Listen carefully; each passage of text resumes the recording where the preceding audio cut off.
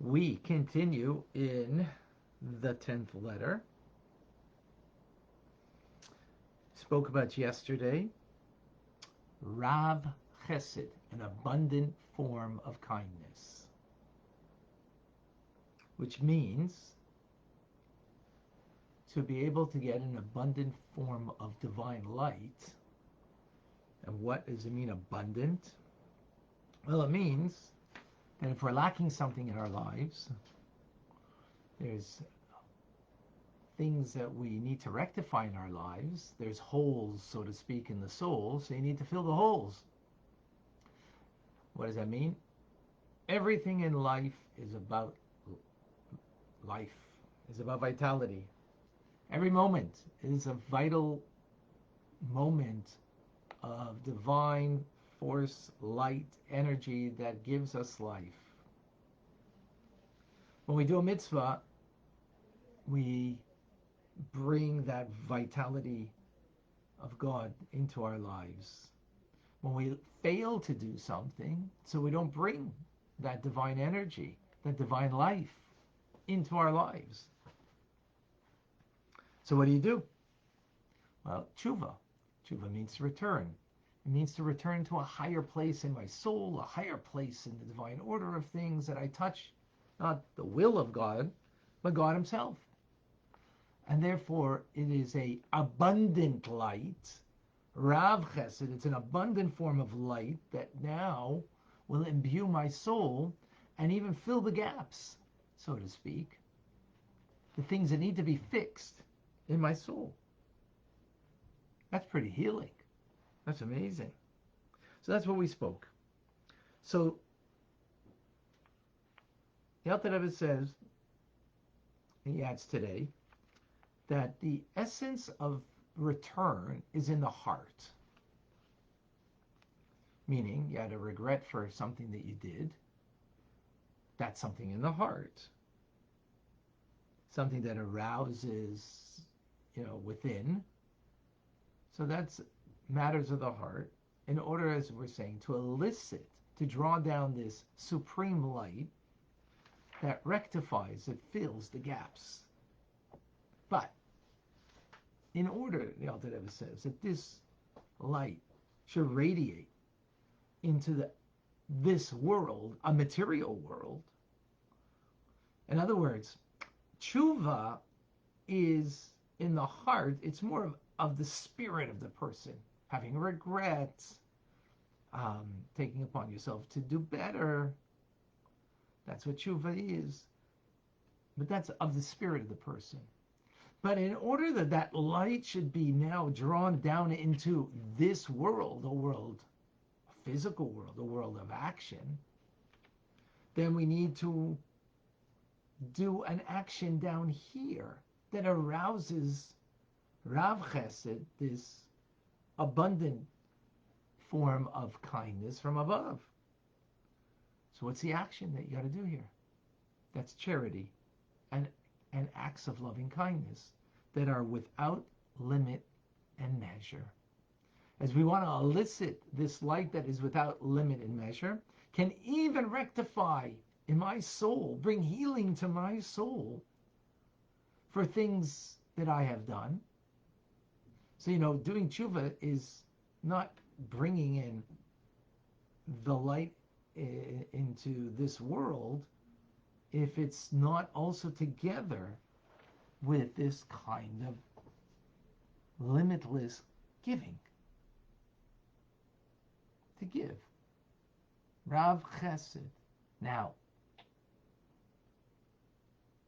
and see, the Alter Rebbe takes the word Chesed and puts it in Ches Dalis. Ches Chas Dalis, which means to pity the poor, meaning those who have not. To pity those who have not, have compassion upon them, and to give without setting a limit. That way God will then not set a limit in the light that he brings into your life, the energy that he brings into your life, the influence that he brings into your life will be of the superior chesed, as we call it, Rav Chesed, an abundant form of chesed, that will radiate without measure, without limit. Not just in our soul, but in the world. And this reflects that God is giving without limit to a world that has nothing. It's also poor. What does it mean this world is poor? Well, it's totally dependent on God. In that sense, we have nothing, right? We have nothing. Everything we have is given to us by the Almighty. So in that sense, by us giving to those who don't have, then God gives us. Because ultimately we don't really have. As before God, this world is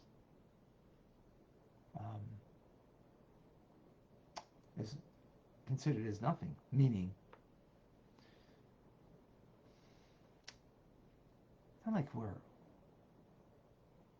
we deserve. It's coming to us. No, God is giving to us. We don't deserve it in this sense. So when we do boundless giving, we draw down a divine radiance that transcends the world and therefore causes anything that we've done wrong to be rectified, to be, what's the word I'm looking for? To be rectified. It's going to be rectified. And this is the meaning that it says by King Solomon, that God prefers tzedakah and justice over offerings. Offerings, sacrifices on the altar, had a delimiter to it. How much? Time limitation, dimensions of giving. It brings atonement, but it brings a limited form. Charity that's given, dispensed without limit, for the purpose of rectifying, healing our souls for the things that need to be rectified, that is the greatest form of atonement. That's the greatest form of connection. You might say the Torah tells us there's a ruling that you shouldn't give more than 20%, and here we're saying without limit, which means without limit, beyond 20%. So the Alter Rebbe says that ruling of only up to 20% of your net earnings to give to charity, that's only if a person doesn't need healing of the soul because, they haven't sinned, or they've healed the soul in other ways. But for those who need healing of the soul should not be any less than healing of the body. Healing of the body, we're ready to give whatever money we need to in order to bring healing to the body. So healing of the soul, likewise, we should be ready to give above and beyond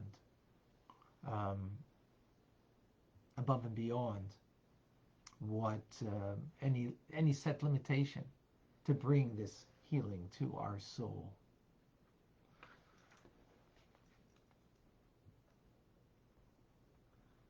That's today's teachings. Let's unpack this. Let's understand what's going on over here.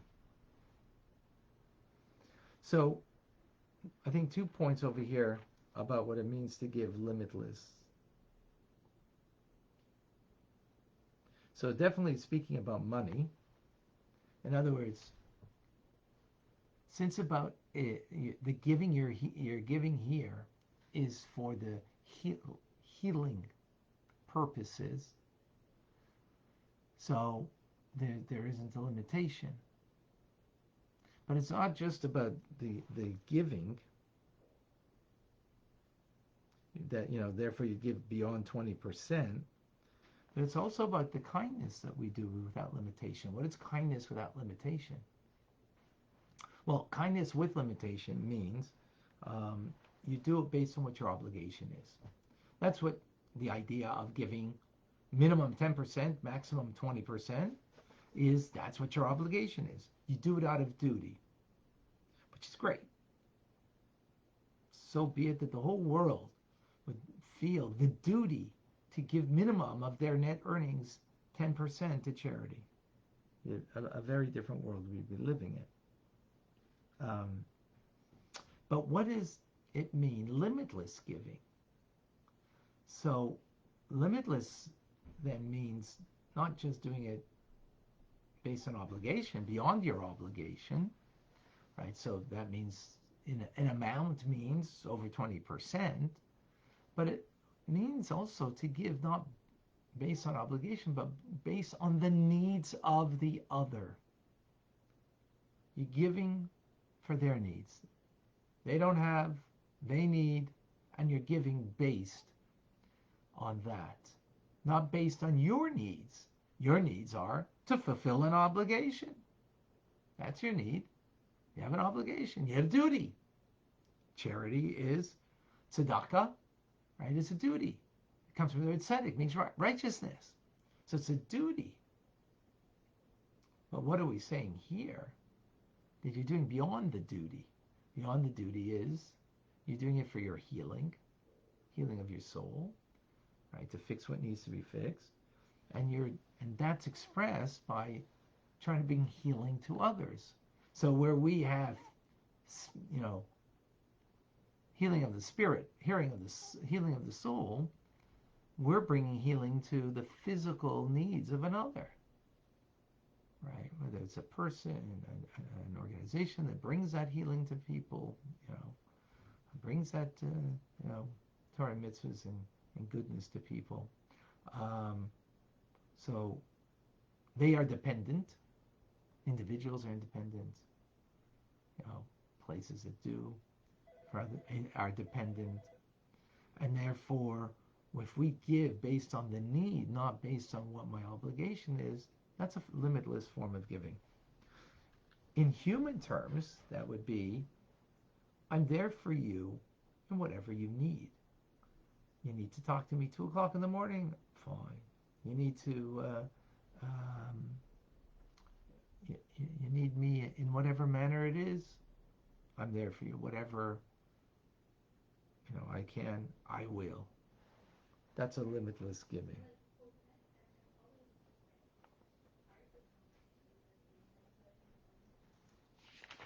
That's one point. Another point is the fact that this interesting idea, we would definitely spend, our monies to bring us physical healing if we needed to. Right? We would spend it and we wouldn't consider that there should be a limit because, what's my money worth if I don't have health? It's not worth.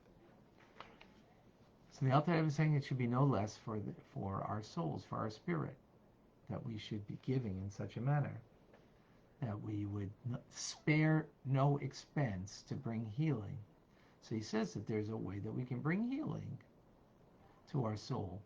That's what the Alter Rebbe is teaching us, that we can elicit from on high, Rav Chesed, abundant kindness of God, a light that will infuse the worlds, and my world and my being with such a magnificent light of God that will bring healing to my soul, fill in those gaps. It's pretty powerful.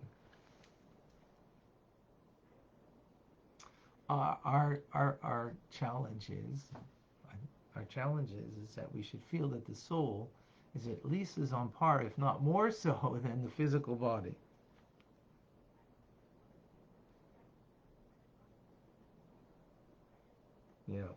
We feel an ache and pain in the body. We're ready to run off, and I need to heal. I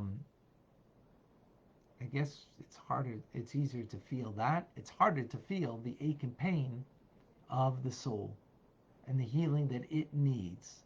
That's harder to appreciate. That's harder to feel, and therefore be prompted, inspired that okay, I'm going to give to bring healing to my soul. But the Alter Rebbe is giving us a way that we can do that, which is pretty amazing.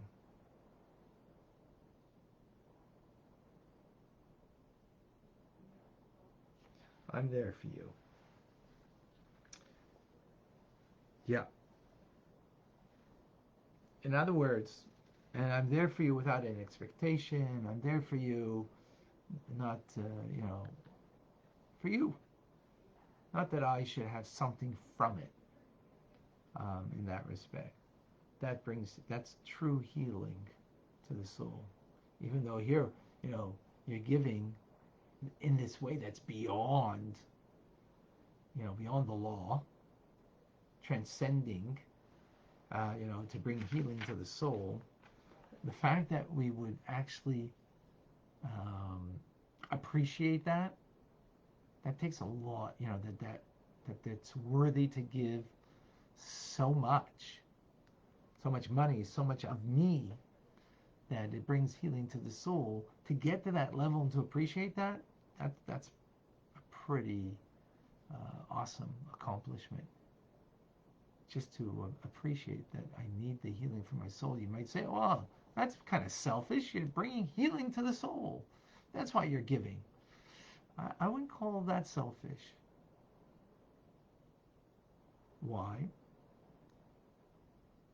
First of all, God wants us to bring that healing to the soul. Because when we bring healing to the soul, and I guess this is also a distinction, just came to me. Because the words he uses over here, it's interesting. The light that we bring into the world is not just, he doesn't even say for the soul, really. Even though it rectifies, he does say that. But he says it's to bring us to the upper worlds and the lower worlds. In other words, we're bringing a light into this world through our soulful healing, a soulful light that is not just affecting me. As opposed to, if I bring healing just to my body is just my body. So I brought healing to me. Now, there'll be a ripple effect from that I'll be, if my body has healing, so then I can do more. I could be, do more kindness to others because I've healing to my body. Absolutely. But that's only as a consequence. It's not a result. It's only a means to an end.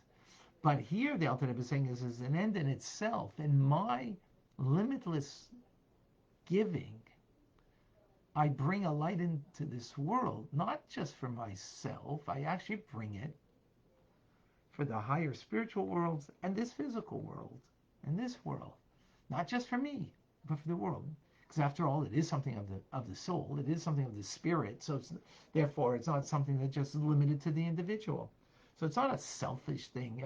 I'm giving so I could bring healing, for the things I'm lacking. First of all, again, the healing is not just for you. You bring healing to the world. So you're not just healing the soul. Healing the soul is healing the world. That's a good one. Healing the soul is healing the world. Healing my body is healing the body. And that's it. Again, it can be afterwards, perhaps yes, perhaps not. Maybe, you go to the gym and strengthen yourself at the gym. And, so you brought, now I could do other things, but maybe you don't do other things for others. Maybe the rest of the day is you're doing things for yourself. And you're not doing kindness for others. There's not a correlation that if someone goes to the gym and works out, now I'm going to do for others. On the contrary, the working out is totally for self. Not that you shouldn't work out. I'm just putting it into context and perspective over here, right?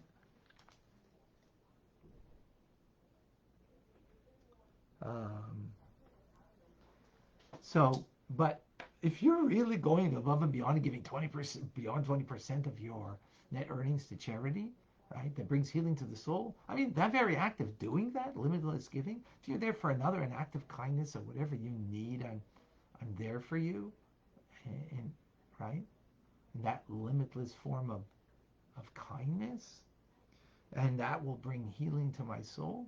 Well, as the Alter Rebbe says, it brings healing to the world just the same. That's, wow, powerful idea. All right.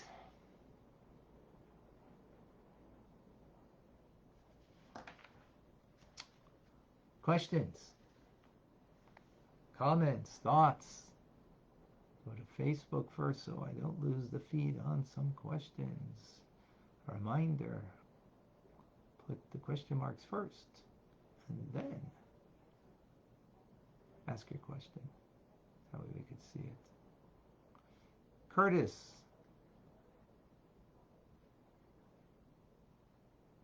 A form of chesed to others because we are doing our tikkun, and also chesed to Hashem is giving our obedience, keeping the mitzvahs, a form of chesed to others. It is a form. I mean, that's not, being obedient and following the rule of law, God's law, doing a mitzvah, is elicits. That's the first form of chesed, chesed olam.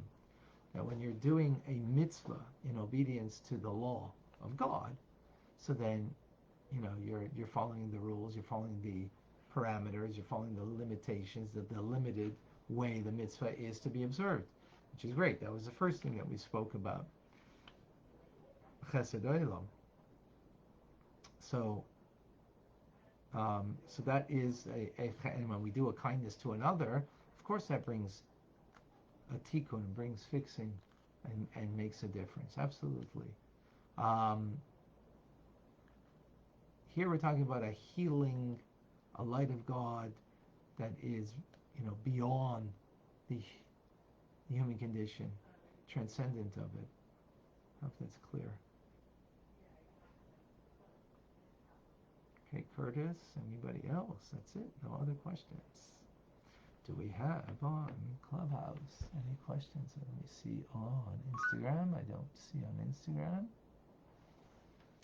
But I do see Larry.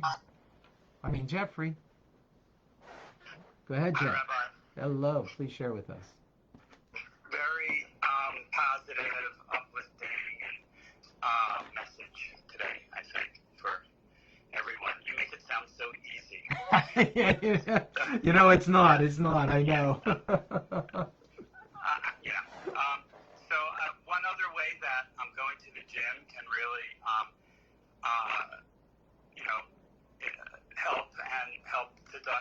help you give and return is we have a guy in our shul who is the guy that does hagba, and he is a gym guy, and I'm telling you, 8 columns, and it's one of those heavy ones too.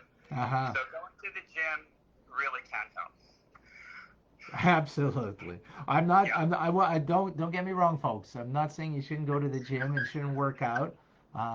That's one of my challenges, actually. Is doing exercise. I must say, it's. But what I'm saying is that it doesn't necessarily bring you to do an act of kindness to another. That's all. But you're right. Go ahead, Jeff. Continue. Okay. So just one thing I wanted to bring up from the past, or something that I read, is that I'm not sure if where I heard this from, but the idea at some point was that everybody gives 10%, and you've said to your community, and then after 7 years, people's loans are forgiven, and that kind of like helps preserve the ongoing Jewish communal idea. So those two things together, and I don't know if this is concurrent in terms of the what years or centuries we're talking about, but that would be a very powerful idea together. Right. Yeah, it's an interesting. We just learned that in last week's Parsha, right? That when the Shemitah sabbatical year comes, so all loans are forgiven, and actually the Chacham, the sages instituted a pruz bowl, because what happened was people were not so eager to make a loan, because if after 7 years, or on the 7th year, if you did it on the 6th year, it could be the following year, that it's forgiven by Torah law. So and people were hesitant in giving loans as a result. And so the sages came and said you can make a pruz bowl, which puts the loan in the hands of Beis Din. It's not a private loan anymore, and therefore it still is collectible. But the idea of the Torah is, which is a phenomenal idea, um, the idea is that what's mine ultimately is really what I give. Famous story, with Queen Victoria and I know who was the great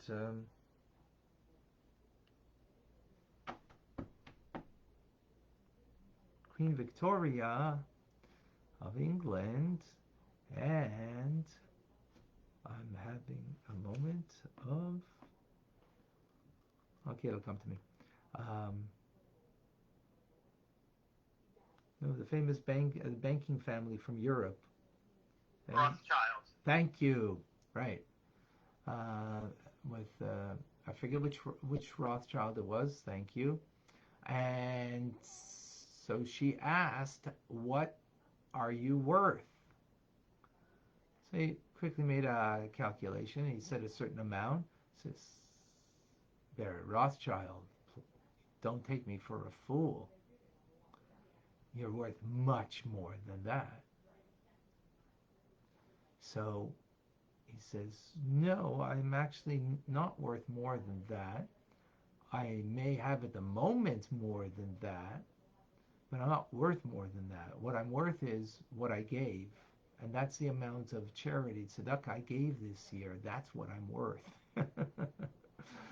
And the fact that I have more doesn't mean I'm worth that, because at any moment, first of all, it could be taken away from me. So I won't be worth it. That's not my worth. My worth is what I give, not what I have. So, here the Torah is coming and telling us, that your loans will be forgiven. Because what your self-worth is something beyond what you have. It's what you give. You gave a loan, okay, so, and it was only giving you that money so you could give the loan, and now we'll convert it into a gift of tzedakah. But that didn't work out. That's like the ideal. Biblical law is like the ideal. Comes to rabbis and they fix the things that need to be fixed, where people were then again hesitant to give and didn't give a loan as a result. So they instituted the principle to deal with that. But yeah, thank you for bringing that up, Jeffrey. Okay, I see here. Sarah, is it okay if my giving is to an organization that helps young Jews serious mental health problems rather than those who are poor? Yes, we can. I mean, give to both. But yes, to give to an organization that is helping people, particularly helping people to come close to Torah mitzvahs. Yes, yeah, if you're giving to the Philharmonic orchestra in your town, and that has to come from extra monies and not from one's obligation of giving. Davida, do our souls come down in this world whole, or have to constantly heal with kindness and such? We come whole, maybe we come whole, but then we come full of holes, We come pure, but then we lose that purity. We lose the innocence, right? We lose that purity, but that purity is in order that ultimately we should gain it back. We should own it rather than being given to us. So therefore, we need the healing, right? Otherwise, if we were just, live life on what was given to us, then we wouldn't be giving. So we've been given purity coming into this world. We lose it. And that's what it means to do wrong, to do something sinful, in order that we should gain and own it ourselves, rather than being merely given it. Vilma, do you wanted to share something? agreeing with you. When I have my headsets on, you can hear that noise. Oh, okay.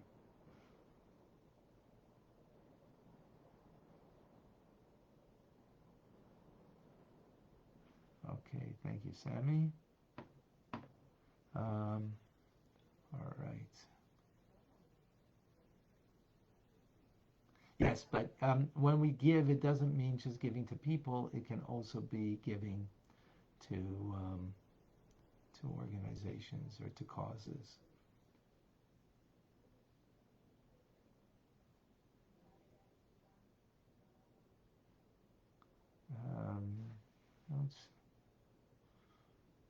Reminder, when you put a post, Darren, I don't, oh, there it is giving or helping has its limit. So well, that's what we're discussing over here. Yesterday we spoke about limited giving. Today we're speaking about unlimited giving. Asher.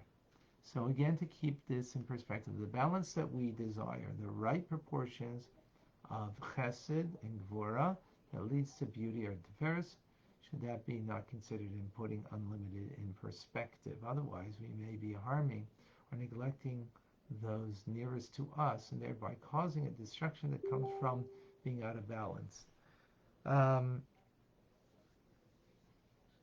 Again, if you're giving in such a measure, over 20%, right?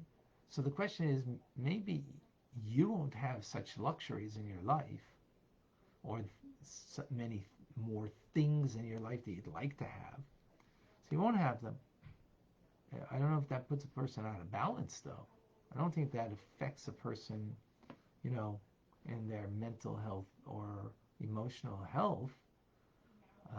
If it is, then that would not be good. Agreed, Asher. But I don't think it needs to. And it shouldn't. That's what I would suggest. Okay, folks, amazing. Reminder, Rambam today, 12:45, for some amazing teachings. All right, beautiful.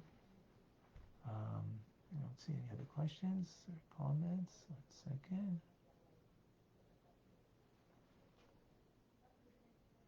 Okay, beautiful. All right, folks.